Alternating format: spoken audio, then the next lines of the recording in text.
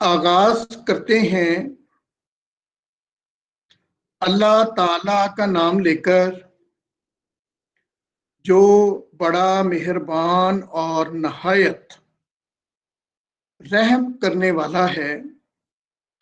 बिस्मिल्लाहिर्रहमानिर्रहीम। Dear students, हमारा आज का लेक्चर हेल्महोल्ट्ज की फ्री एनर्जी और उसके बाद गिब्स फ्री एनर्जी और गिब्स फ्री एनर्जी के बाद हम एक इक्वेशन को स्टडी करेंगे जिसका नाम है गिब्स हेल्महोल्ट्ज इक्वेशन। तो अब हमारे पास बुनियादी तौर पे टॉपिक एक है और उसका नाम है गिब्स हेल्महोल्ट्ज इक्वेशन। लेकिन उसको अंडरस्टैंड करने के लिए ये जरूरी है कि हम पहले ये देख सकें, इस इक्वेशन को डिराइव करने के लिए ये जरूरी है कि गिब्स हेल्महोल्ट्ज इक्वेशन को अंडरस्टैंड करने के लिए कि इसके अंदर जो फ्री एनर्जी का कंसेप्ट है वो क्या है, और उसके बाद फिर हम इस इक्वेशन को देखेंगे गिब्स हेल्महोल्ट्ज इक्वेशन ये क्या है, इसको डेरिवेशन इसकी कैसे की गई और इस इक्वेशन की एप्लीकेशंस क्या क्या हैं। तो ये हमारा आज का लेक्चर होगा। तो हम बिस्मिल्लाह करते हुए सबसे पहले आते हैं पहला topic, that is the Helmholtz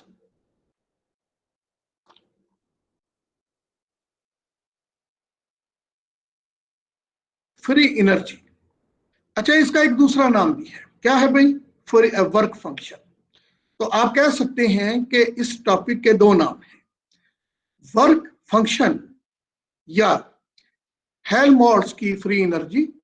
और इसकी सिंपल सी डेफिनेशन है, अगर ये आप देखें इक्वेशन नंबर 1 बड़ी सिंपल सी लिखी है, A is equal to E minus T S.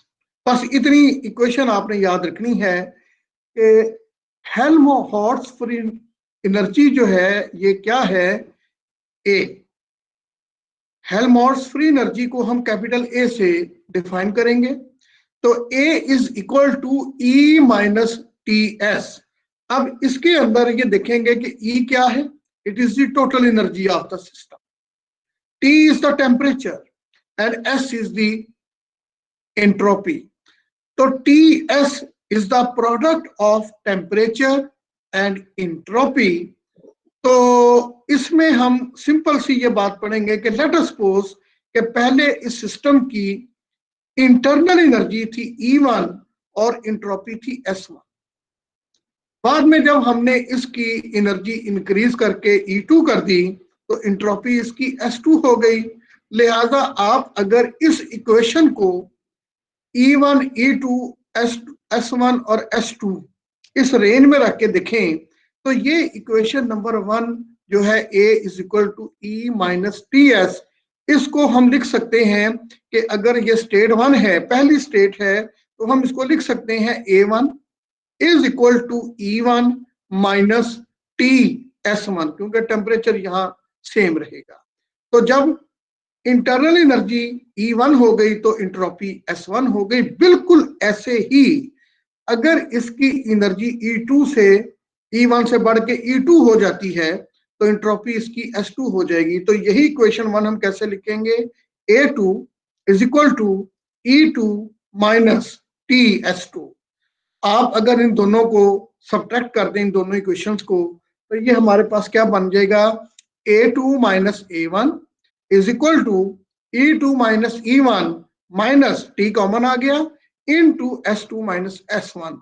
लिहाजा आप इसको जब सिंपल फॉर्म में लिखेंगे इक्वेशन नंबर 2 बन जाएगी और ये क्या होगी, डेल ए किसके इक्वल है, A2 minus A1 is equal to del E क्या है, E2 minus E1 minus T into del S क्या है, S2 माइनस S1।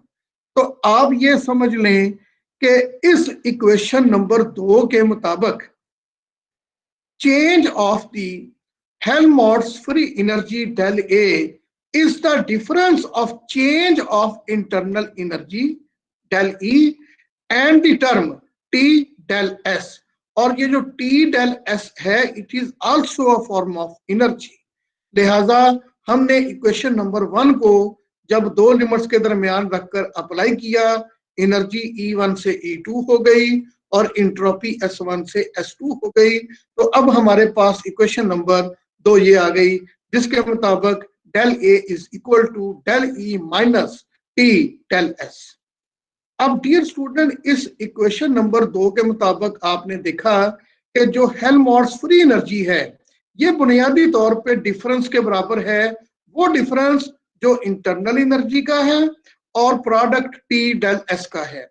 और जो टी डेल एस है ये भी बुनियादी तौर पे प्रोडक्ट तो टेम्परेचर और इंट्रोपी का है, लेकिन जो टी डेल एस है ये एक एनर्जी की फॉर्म है।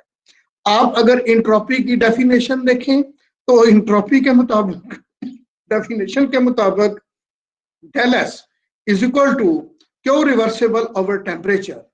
और जो फर्स्ट लॉ ऑफ थर्मोडायनामिक्स आपने पढ़ा था, अगर कोई आइसोथर्मल रिवर्सिबल प्रोसेस है तो वो क्या होगा कि del E is equal to Q reversible minus W max.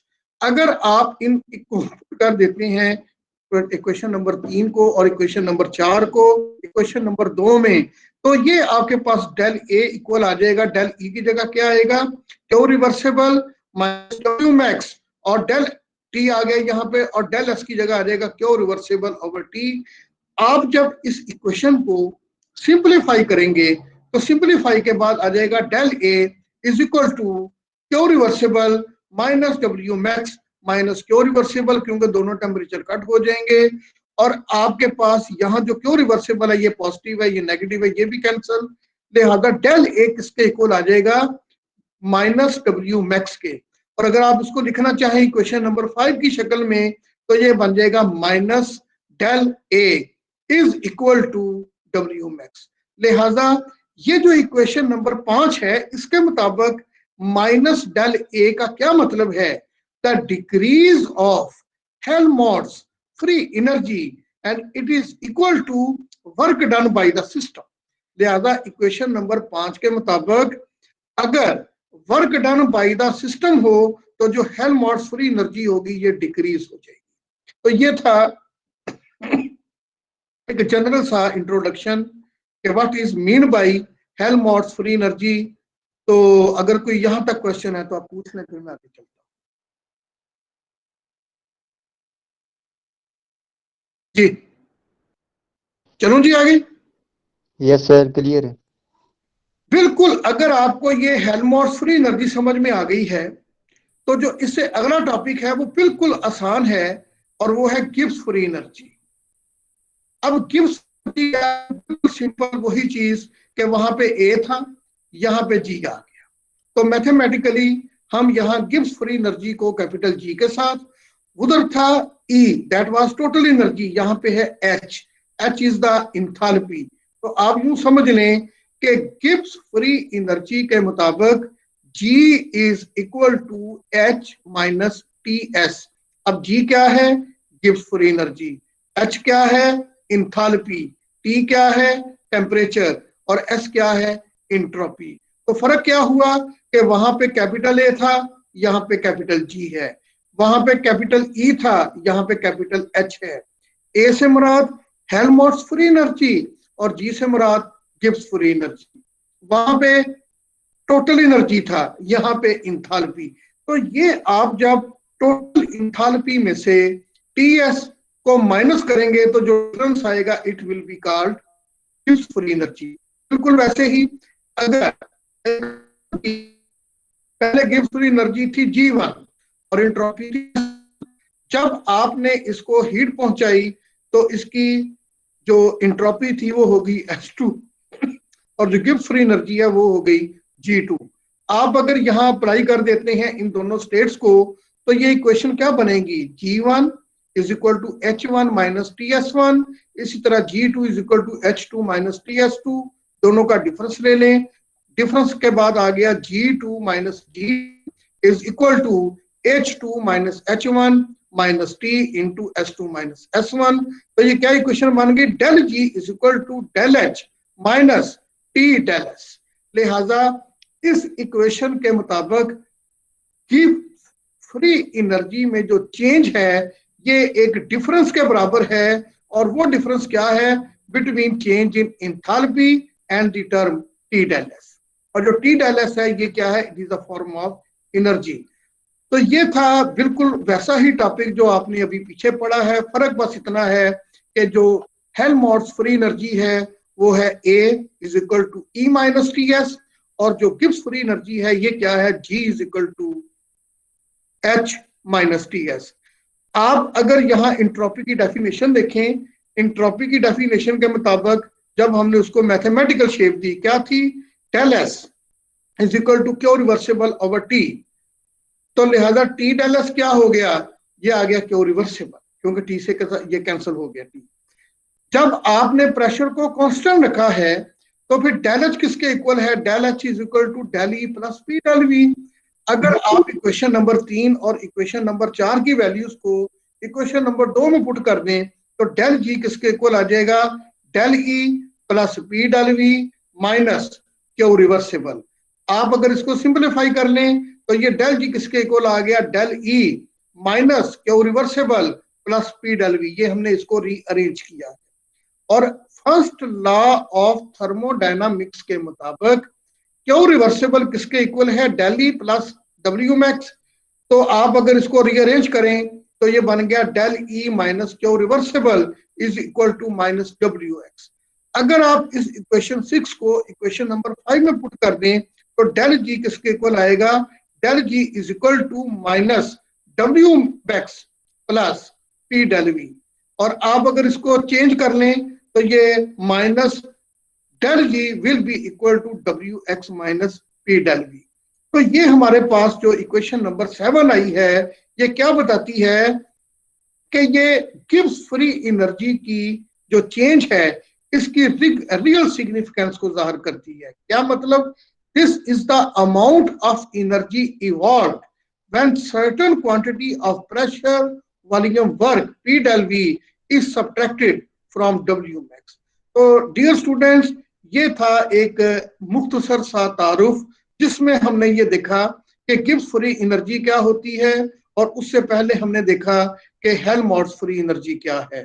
अगर आपको कोई क्वेश्चन पूछना है तो आप यहाँ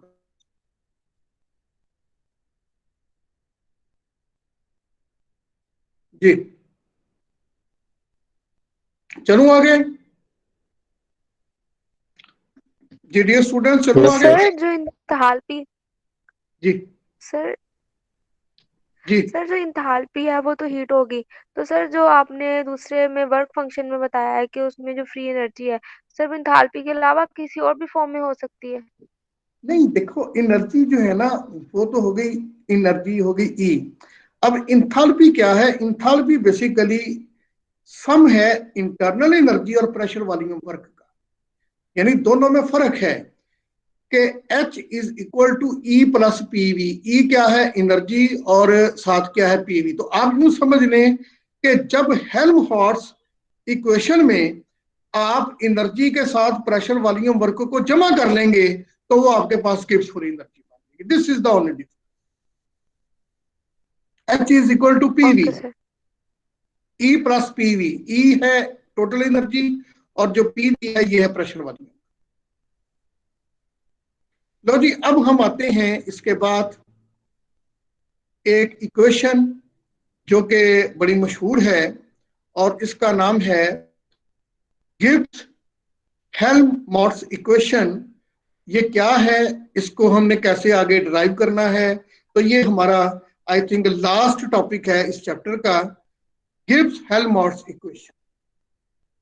तो गिब्स हेल्महोल्ट्ज इक्वेशन क्या है, बुनियादी तौर पे ये एक ऐसा रिलेशनशिप है जो free energy change, enthalpy change और rate of Gibbs free energy change with respect to temperature को जाहिर करता है।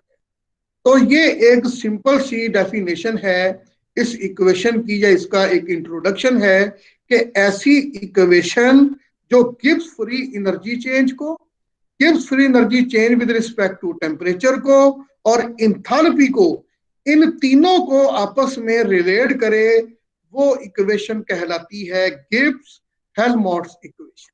तो सिंपल डेफिनेशन है, कौन पढ़ेगा जी इसको, पढ़े जरा जी, सीआर पढ़े जरा। सर काइंडली स्टूडेंट्स को एडमिट कर ले सर, वो रिक्वेस्ट आपको कर रहे हैं। जी पढ़े जी जरा। सर मैं पढ़ूं? सर जी मैं पढ़ूं? जी जी सर गिब्स हेल्महोल्ट्ज इक्वेशन एक ऐसा रिलेशनशिप है जो गिब्स फ्री एनर्जी चेंज और एंथैल्पी चेंज और rate of change of Gibbs free energy with respect to temperature को जाहिर करता है। बिल्कुल से। अच्छा, अब ये जो गिब्स हेल्महोल्ट्ज इक्वेशन है वो ये लिखी है, ये वाली जिस जहां पे ये कर्सर मूव कर रहा है, क्या है, del G is equal to del H plus T into partial del G over partial T at constant pressure. तो del G plus del H plus T into partial del G over partial T at constant pressure, this is the Gibbs Helmholtz equation. अब हम देखते हैं कि ये equation किस तरह derive हुई। तो अब हमारा अगला हिस्सा होगा लेक्चर का derivation of Gibbs Helmholtz equation. तो भाई अब देखो कि इस इक्वेशन के मुताबिक जो आपने अभी पढ़ी थी गिब्स फ्री एनर्जी वाली, जी किसके इक्वल था, एच माइनस टी एस के, ये भी आपने पढ़ा है। अगर आइसोथर्मल प्रोसेस हो तो del G will be equal to del H minus T del S, क्योंकि टेम्परेचर यहां सेम रहेगा, कांस्टेंट रहेगा। तो for isothermal process del G will be equal to del H minus T del S. अगर हम यहां अभी देखेंगे कि जो H है ये किसके इक्वल है, E प्लस पी वी, यानी sum of the internal energy and pressure volume work. आप इस इक्वेशन नंबर 3 को यहां पुट कर दें, H की वैल्यू है ना E प्लस पी वी, यहां लिख दें। तो ये G is equal to E plus P V minus T S. अब आपके पास ये जो इक्वेशन आई है, हम इसका डेरिवेटिव लेंगे। तो जब हमने इसका डेरिवेटिव ले लिया तो हमारे पास इक्वेशन नंबर 4 आ गई। अच्छा, ये जो मैथ वाले बच्चे हैं ना, ये इनको पता है कि डेरिवेशन कैसे करते हैं, डिफरेंशिएशन कैसे करते हैं। जो ज़ूलॉजी बॉटनी वाले हैं उनको शायद ये स्टेप ना समझ आए, लेकिन ये मैथ वाले बच्चे जो हैं इनको पता है कि 2 चैप्टर हैं सेकंड ईयर की बुक में, एक डिफरेंशिएशन वाला और एक इंटीग्रेशन वाला। तो ये सारे यस स्टेप सर। हैं। इंशाल्लाह जब आप 5वें में आएंगे फिर मैं आपको ये थोड़ा सा ब्रीफ करूंगा कि डिफरेंशिएशन और इंटीग्रेशन किन रूल्स के मुताबिक होती है। फिलहाल जस्ट याद रखें कि हम जब इस इक्वेशन को डिफरेंशिएट करेंगे तो ये आ जाएगा D G is equal to D E plus P D V plus V D P minus T D S minus S D T. ये इक्वेशन नंबर 4 आएगी जब हम इस इक्वेशन नंबर 3 की ये फॉर्म जो है इसको डिफरेंशिएट करेंगे। तो जब हम इसको डिफरेंशिएट करेंगे we will get equation number 4। अब ये जो डी एस है ये क्या है, चेंज इन एंट्रोपी। ये किसके इक्वल है, पार्शियल क्यों रिवर्सिबल ओवर टेम्परेचर। और ये जो क्यों रिवर्सिबल है ये क्या है, it is equal to D E plus P D V over T. लिहाजा हमारे पास ये जो इक्वेशन थी इसको हम लिख सकते हैं इस टर्म में, इस टी को इधर मल्टीप्लाई करके T into D S is equal to D E plus P D V. ये हमारे पास बन गई इक्वेशन नंबर 5। अब ये जो इक्वेशन नंबर 5 आई है, ये जो इक्वेशन नंबर 5 आई है हमारे पास, इसके अंदर अब हम क्या करेंगे, टीडीएस की वैल्यू जो इक्वेशन नंबर 4 में है इसको हम पुट करेंगे इक्वेशन नंबर 4 में, यहां पे टीडीएस में इस जगह पे। तो ये हमारे पास जो टी डी एस है ये वाला इक्वेशन नंबर 4 जहां कर्सर मूव कर रहा है उसमें हम इस वैल्यू को पुट कर देंगे। तो यही इक्वेशन नंबर 4 क्या बन गई, D G is equal to V D P minus S D T, और बाकी ये सारा कैंसिल हो जाएगा, डी ई डी से कैंसिल और जो पी डी वी है वो पी डी वी से कैंसिल। बाकी क्या बच गया, dg is equal to vdp minus sdt। तो डियर स्टूडेंट्स, अगर हम यहाँ प्रेशर को भी कांस्टेंट रख लें तो यहाँ पे जो चेंज इन प्रेशर अब इक्वल टू 0 हो गई, तो फिर आप कह सकते हैं कि this change in Gibbs free energy at constant pressure is equal to decrease in the entropy with respect to temperature at the constant pressure. लिहाजा आप यहाँ ये भी कह सकते हैं कि ये जो पार्शियल जी और पार्शियल डी, क्या मतलब, change in Gibbs free energy with respect to temperature is equal to decrease in entropy. लिहाजा ये जो इक्वेशन नंबर 7 है ये क्या कहती है, the rate of change of free energy with respect to temperature at constant pressure is negative entropy of the system. लिहाजा अब हम यहाँ पे अगर ये सपोज कर लें कि जब यहाँ पे हमारे पास इंट्रोपी S1 है तो फ्री एनर्जी G1 है, और जब इंट्रोपी S2 है तो फ्री एनर्जी G2 है। तो यही क्वेश्चन नंबर 7 हम ऐसे लिख सकते हैं, partial G1 over partial T at constant pressure is equal to minus S1, partial G2 over partial T at constant pressure is equal to minus S2। आप जब दोनों को सबट्रैक्ट करेंगे तो हमारे पास ये इक्वेशन बनेगी, partial G2 over partial T at constant pressure minus partial G1 over partial T at constant pressure is equal to minus into S2 minus S1। ये माइनस हमने कॉमन ले लिया, तो अब हमारे पास ये इक्वेशन नंबर 8 बन जाएगी, partial into del G, partial into del G, because G2 minus G1 का डिफरेंस डेल जी के इक्वल है। तो partial del G over partial T at constant pressure, it mean change in the Gibbs free energy with respect to temperature at constant pressure is equal to decrease in the change in entropy। तो ये हमारे पास value किसकी आई है, partial del G over partial T की, that is equal to minus del S.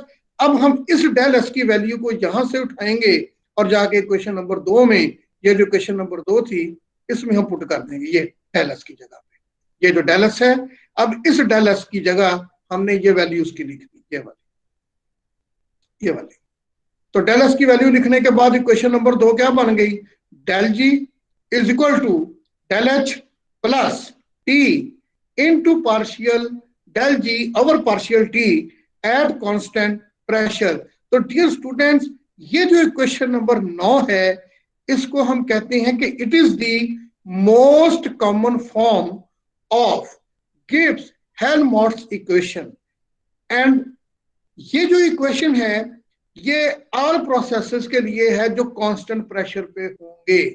अब ये equation जो है इसको मजीद फ्रूटफुल करने के लिए अब हम क्या करते हैं कि इस पूरी इक्वेशन नंबर 9 को टी स्क्वायर के साथ दोनों साइडों पे डिवाइड कर देते हैं।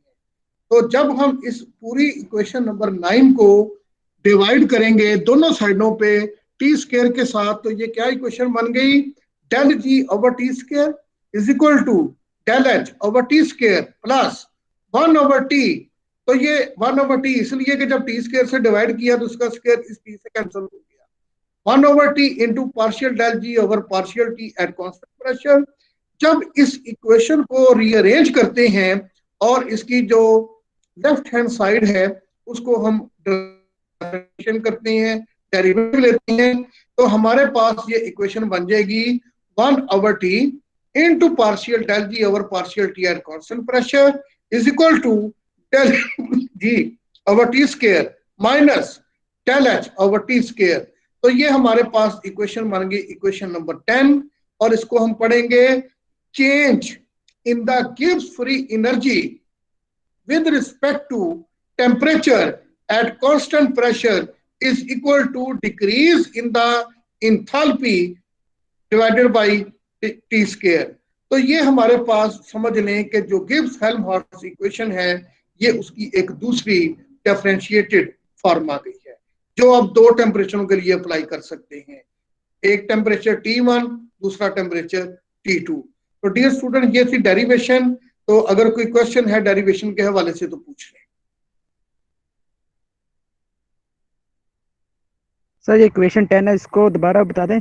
इक्वेशन 10 इक्वेशन को इसको नंबर क्या 10 करेंगे? जो है ना, उसमें ये हुआ है कि जैसे यहाँ पे अगर आप देखें, ये था partial del G over partial T. अब ये जो टी है ना, ये जो 1/t था, ये जब आप इसको सिंप्लीफाई करेंगे तो ये पार्शियल डेल जी के साथ डिवाइड हो जाएगा, क्योंकि ये पार्शियल टी है। पार्शियल टी का मतलब है कि ये जो टेम्परेचर चेंज है बड़ी मामूली सी है, जबकि जो कैपिटल टी है ये वाला जो ब्रैकेट के बाहर है, ये फुल टेम्परेचर को शो करता है। लिहाजा हम इसको जब सिंप्लीफाई करेंगे तो कैसे निकलेंगे, ये आ जाएगा partial del G over T divided by partial T at constant pressure is equal to. अब ये हमारे पास जो इक्वेशन आई है del G over T square, इसका क्या मतलब है कि अब ये जो इतना हिस्सा है ना, ये वाला del G over T square वाला, ये जब इसको इधर लेकर जाएंगे तो ये ब्रैकेट के अंदर वाला हिस्सा बन जाएगा। तो ये समझ लीजिए, इसको सिंप्लीफाई किया, इसको हम इधर ले जाकर माइनस कर दिया। Okay sir. अब इसके बाद ये सिंपल है बिल्कुल, what are the applications of Gibbs Helmholtz equation. तो भाई हेल्महोल्ट्ज इक्वेशन की जो एप्लीकेशंस हैं वो क्या है। नंबर वन, कि it is very useful equation. Number one, because if we know the Gibbs free energy values at any two temperature, then enthalpy change in that process can be calculated. अगर हमें ये पता लग जाए कि Gibbs free energy change की values क्या हैं तो मुख्तलिफ टेम्परेचरों के ऊपर, तो फिर हमारे पास जो इंथाल्पी चेंज आती है उस प्रोसेस में हम उसको कैलकुलेट कर सकते हैं। दूसरी इसकी एप्लीकेशन है, the electrical energy produced in a galvanic cell is equal to decrease in the free energy minus del G accompanied in a cell reaction। तो जो फ्री एनर्जी में कमी है वो क्या होगी, minus del G is equal to N E F. और इसमें ई क्या है, यह है electromotive force of the cell. F क्या है, it is the Faraday constant. और जो एन है, ये नंबर ऑफ इलेक्ट्रॉन है जो किसी भी सेल रिएक्शन के दौरान गेन या लूज होते हैं। इसकी डिटेल इंशाल्लाह हम इलेक्ट्रोकेमिस्ट्री वाले चैप्टर में पढ़ेंगे। तो ये था जी आज का टॉपिक। तो अगर आज के टॉपिक के हवाले से कोई आप क्वेश्चन पूछना चाहते हैं तो वो आप पूछ सकते हैं।